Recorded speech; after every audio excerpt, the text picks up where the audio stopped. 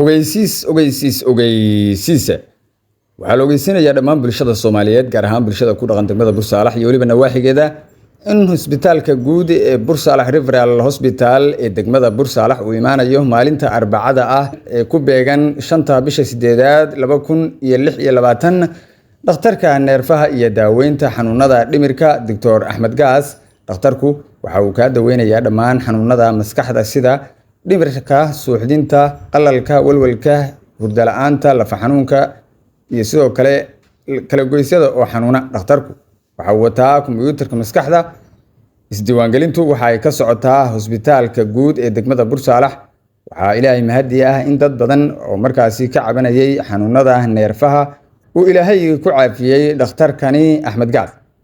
haddaba fadlan hore u gaar isbitaalka weyn ee magaalada ama kala xiriir telefoon nambarada 0761 53 86 ama 0760 eber 9 59 mahadsanidin.